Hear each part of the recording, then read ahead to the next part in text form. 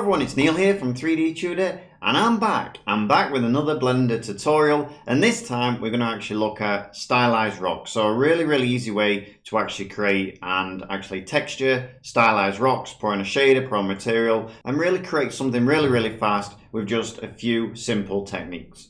So the first thing I'm going to do is just bring the cube. So I'm going to press Shift A, Mesh, bring in a cube. Now what I'm going to do is I'm going to bring in a few modifiers. We don't need to alter the cube at all, so don't alter it. Just come over to the little spanner over the right hand side. And what we're going to do is add in a modifier. First modifier we're going to bring in is called a subdivision surface. Let's put it on simple because we don't actually want to change how this actual cube looks. The reason we don't want to do that as well is, let's say you've already created some mesh and you want to actually change it into some stylized rocks. You will be able to do that as long as you don't actually click on simple. Next of all, what you want to do is you want to set the levels up to 5, like so. And now because it's on simple, you can't actually see the actual levels have gone up, but they have.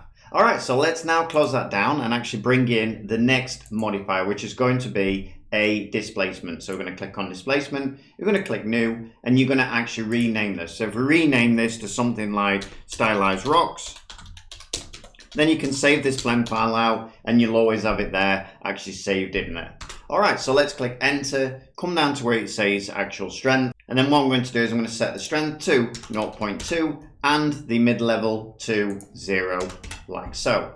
Now as well, because we've actually named it stylized rocks, if I actually come down now to where my texture tab is, this button here, you'll see that when I open this up, I've already got one that's called stylized rocks. And now what we want to do is we want to actually give this some kind of noise texture. So what I'm going to do is where it says image or movie, click the down arrow and come down to where it says Musgrave, and you'll end up with something like this. Now you want to do is you want to come down to where it says noise basis and you want to change that to Veroni F2 F1, and then it'll change to that. And then all you want to do is just turn the size to 1. Finally, just for the displacement, what we want to do now is come down to where it says color, scroll down and you'll have one that says color ramp. Click this on, open it up, and now what we're going to do is just bring in another one of these points. So I'm just going to press Control and click, and you'll end up with a point that comes up. And then what you want to do is check the position. So click on the position to 0.234, something like that.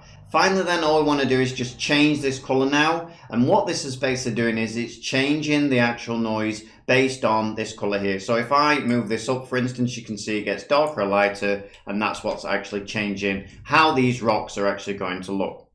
So now what I want to do is just change the actual color as well, because the color will also affect what these actually rocks look like. So if I come to my color, I'm going to go to where it says V, I'm going to change that to 0.867. Then I'm going to press the tab button and come down to the A. I'm going to change that to 0.5. And you can see now what difference that actually looks like. And you can actually see that we're already starting to actually get rocks. All right, so let's come over to where it says the little spanner again. And what we're going to do is just close this up. And now let's bring in our next modifier, which is going to be a actual decimate. And the reason we want to use a decimate is because at the moment you can see that this is really high poly, 12,288 polygons, and it makes it pretty hard to move around as well once you've got a few of these in there. So it's a good idea if you want to put this on other buildings or things like that, that we actually start to decimate it first. And all we're going to do with this decimate is just put this on 0.1. You can see here we've got a face count of 6,144. As soon as I put this on 0.1, you'll see now we go down to 1,167, which is pretty low poly for what this is and how many rocks there are.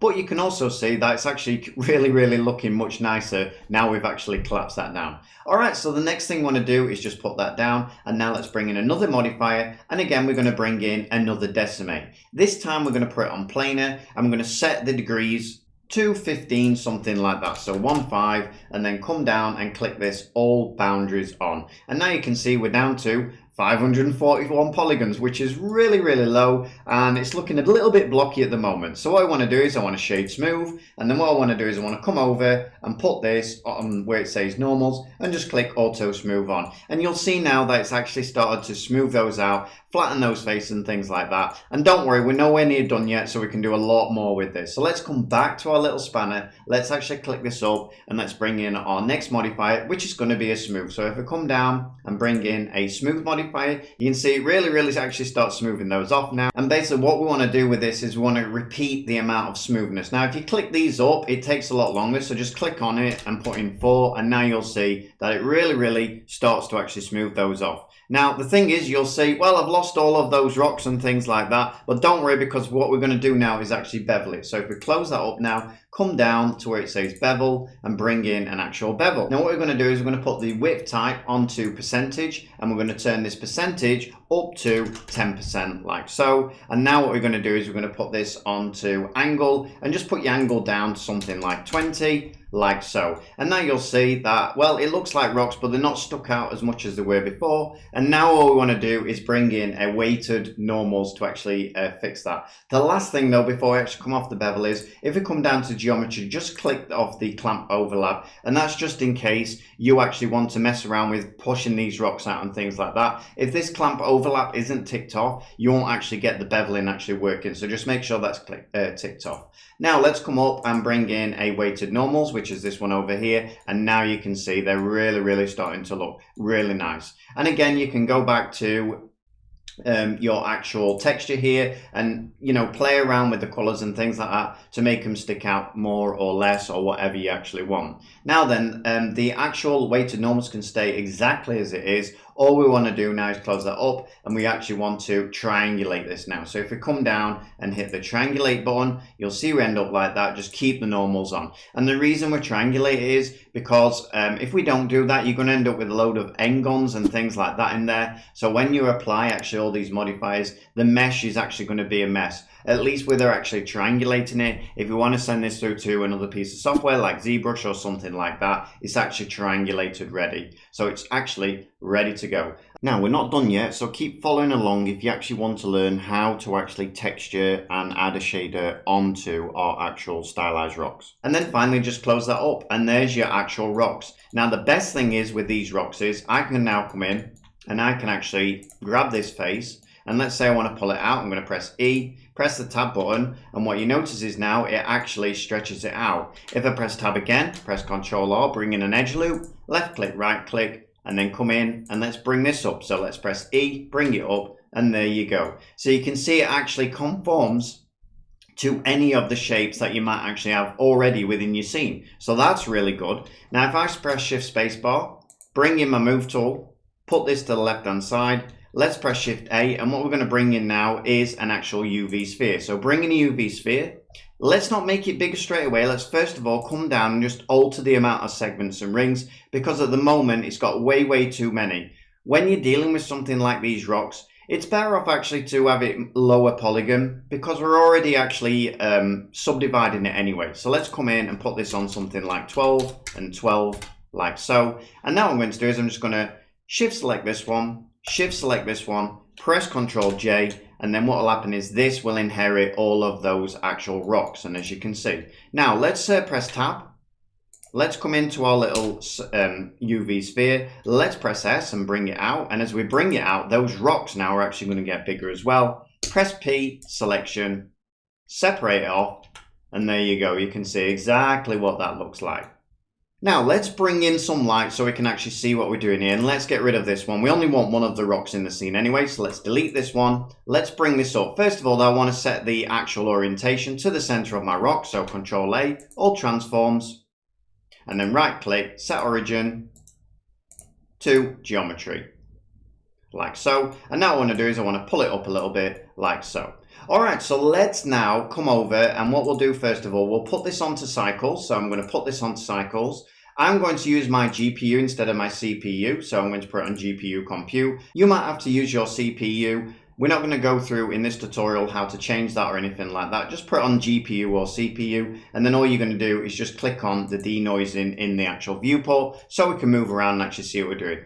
Now, if we put it on cycles right now, you will see that we've got nothing in the scene, but you can see as I move around, there's none of that actual noise, or not a lot of noise, because we've put denoising on. So now let's bring in, first of all, a plane. So Shift A, bring in a plane, bring your plane right out so we can actually see what we're doing. And now finally we'll bring in some light. So Shift A, come down, light, let's bring in a sun, and there we go. Now we've got some really nice light. I'm going to bring it up, rotate it around with RX, and then RZ, rotate it around just so we've got some nice actual light on there. And there we go. You can see just how beautiful those rocks actually are. All right, so now it's time to actually give these rocks some material. So let's come over, click on our rocks, come over to our material panel, which is this one here. Let's click new. And then what I'm going to do is I'm going to call this Stylized Rocks. So double click it, Stylized Rocks, like so. And then what I'm going to do now is head on over to my shading panel, which is this one here. Again, I'm going to put this onto Cycles Rendering just so I can see it, like so. And now what I'm going to do is just zoom out a little bit, and I'm just going to come over to this side. Now what I'm going to do is I'm going to do two things with this actual rock. First of all, I'm going to bring in some ambient occlusion. That then will make sure we've got control of the recesses and cavities and edges and things like that, making them as dark or as light as we want to. And second of all, we want to make sure that the rock has different colors on it depending on where the actual parts of the rock are. So in other words, if you've got rock faces that are facing outwards where they're catching a lot of light, they're going to be naturally a lighter color. And it's a little trick that you use in stylization when you're actually painting it. You paint parts that have deep in cavities much darker than the edges of things, because the edges of things are normally much brighter than the actual cavities. And for instance, down here it's going to be darker than up here, for instance, and that's exactly what we actually want to do without all the work of actually painting it. Alright, so the first thing we want to bring in is an ambient occlusion. So let's press Shift A, search, and then you're going to put in A and B, and you'll see you've got one called ambient occlusion. Now let's bring in an actual color ramp so we can actually do something with this ambient occlusion. So Shift A, search, color, ramp, bring that in, and now let's finally bring in an overlay. So Shift A, search. Now you won't find one that's called overlay, it's actually under mix RGB. So if you come to mix RGB, you'll see it says mix here, but if you click this little down arrow, you will have one that says overlay. Alright, so now what we want to do is plug all these in. So our AO wants to go into our color ramp, and our actual color from our color ramp wants to actually go into the bottom of our overlay, because in the top of there we're actually going to put the different colors and things like that. Alright, finally the color of this then wants to go into our principled, like so. And you'll see already what's actually happening. You could see as I take that out, it's really light in there, and as I plug it in, it's really dark in there. We've got real darkness even down at the bottom, and that's exactly what we want. Now if I come over and I mess around with these, so if I pull this all the way up, you can see exactly what's happening there. We're basically getting a lot of darkness in here. Now if it's too dark, you can actually bring this down as well to actually drop it back a little bit. But what you can do is click on this black and just make it a little bit lighter, and then it's not going to be quite as extreme. But you can see now how much difference that actually makes just bringing in some ambient occlusion. And I would say at this point, just to really play around with it a little bit, I think actually that looks really nice.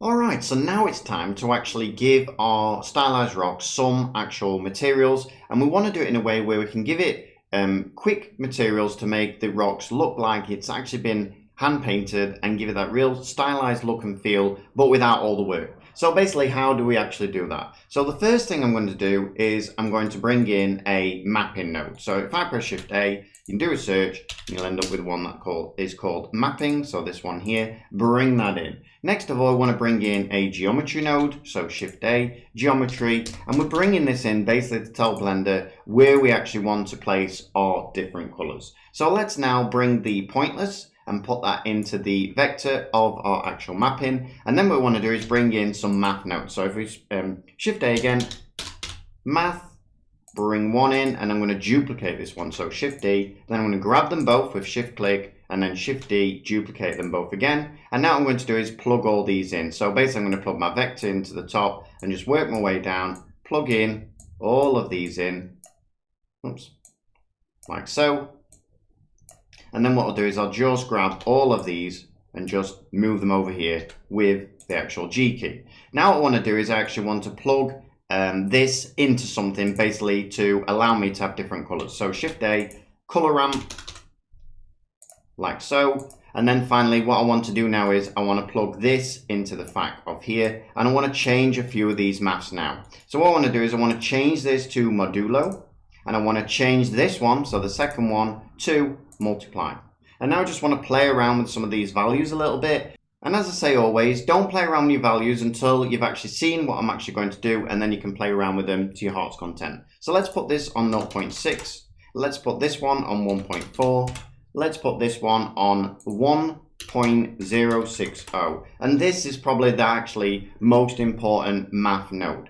Now what I want to do is I want to plug this. I'm not going to put it through the overlay. I'm going to plug it into my base color first, like so, and you'll see everything disappears, and we've only got at the moment some actual black parts on here, and the rest of it is actually white, and that's exactly what we want. Now if I zoom in a little bit, and what I want to do is bring in a few points. So I'm going to click, control click, and bring in the first color. So we'll bring in the first color, say it right up there, and let's put it on a blue or something like that. Next color, let's put this on a green, set it right up there. And the reason I'm doing this is so I can actually see the colors really well, and they're really going to stand out and let me know whereabouts everything is.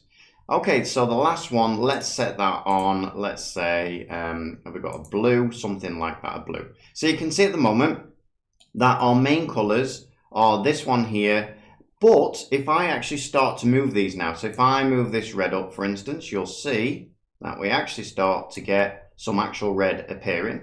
And if I move this green up, we'll see, hopefully, that we should now start to get something in those cavities. Now, this might be a little bit low. I might need to move them up a little bit closer together. So if I bring this blue up, you'll see we don't really get any blue at the moment. But if I zoom in a little bit, so let's zoom in and bring this up a little bit like so, and then bring the green up a little bit, and now finally bring that blue in, we should just get a little crevice of actual blue. So what you can see is happening here is on the red is really the outside. The blue is actually reflecting a lot of these light particles and things like that. And then finally we've got the yellow, which is down here, which is like kind of the crevice, and then the actual blue, which is actually the deep crevices. Now you can see how easy that was to do, and all we need to do now is actually, if we put this on something like B-spline, you'll see now it actually kind of washes them all out and things like that, but we still keep that color. You can also put it on something like cardinal and maybe not wash it out as much, and you can see now it's a slow gradual look. Now what I tend to do is I'll tend to come in and change the color of the rock. So I'll grab this one, and then what I'll do is I'll come and put it on a color that I'm actually happy with. So I'm going to put it on a little tinge of blue.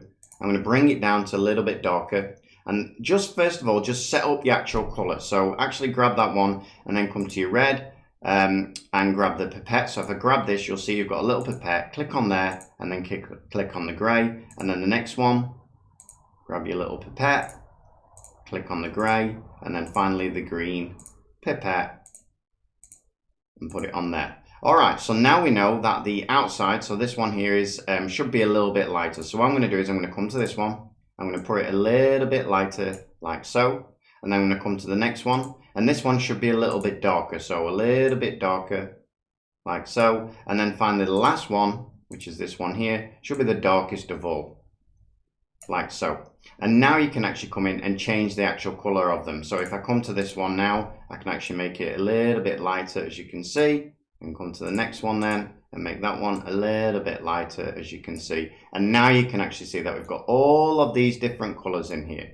Now the final thing to do, once you've actually got that, is play around with these even more if you like, get the right colors. At the moment I think we could go a little bit bluer or something like that, so let's actually do that. So I'm going to put it a little bit blue, something like that. I'm just going to finally play around with them a little bit more, like so, and then I'll come to this one, and again, a little bit overall blue, and just blend them in much better, as you can see. And then also play around with any of these, trying to get that actual look that you're looking for. All right, finally then, what we can do now is we can actually change the overall brightness of these rocks. So if you're not happy with the overall brightness, what you can do is you can press Shift A, do a search and put in curve, and you'll find one that's called RGB Curve. Grab that, drop that in, And now if you come and just click on this middle part here, you can actually make them brighter or darker, however you actually want them. So it's as simple as that. Then it gives you control over the whole of the actual node tree. All right, so finally now, let's bring in our actual ambient occlusion. So what I'm going to do is I'm going to pull my overlay over here, and then I'm going to grab my curve, drop it in the bottom, and then finally drop my overlay over here like so. And I think actually I've put those the wrong way around, so what I'm going to do is put that on the top and then put this on the bottom like so, and there we go. And now what you can do is you can drag this up and you can actually bring in more ambient occlusion or less ambient occlusion, or you can actually control it through here as well, as you can see. So now you can see you've got a lot of control over your rocks. You can see that they're painted in a really nice and easy way. You can see they're the same all the way around. And that, everyone, is how we actually do stylized rocks the easy way. So I hope you enjoyed it.